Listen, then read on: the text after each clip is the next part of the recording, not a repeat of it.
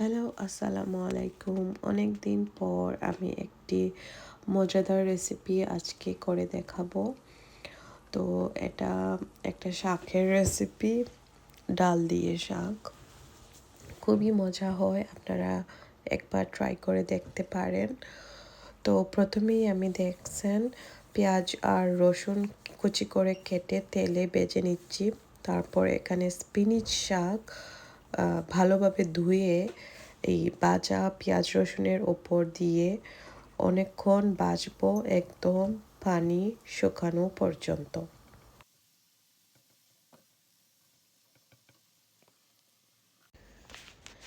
এই তো আমার শাকটা পুরোপুরি রান্না হয়ে গিয়েছে।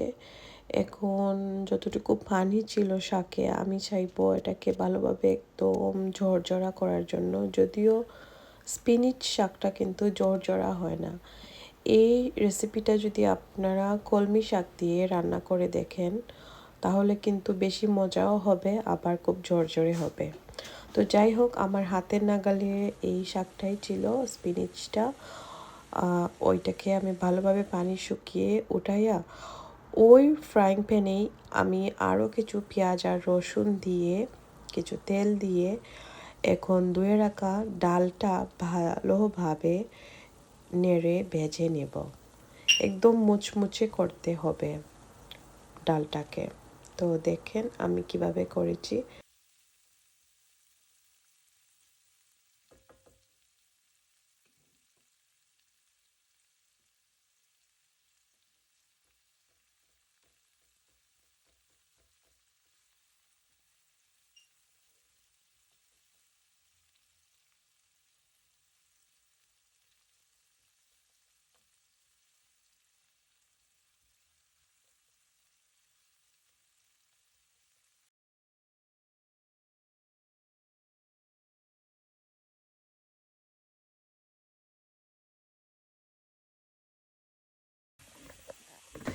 এতে আমি হলুদ 1 চা চামচ আর লবণ 1 চা চামচ দিয়ে ভালোভাবে নেড়েচেড়ে ডালটা মুচমুচে করে নেব।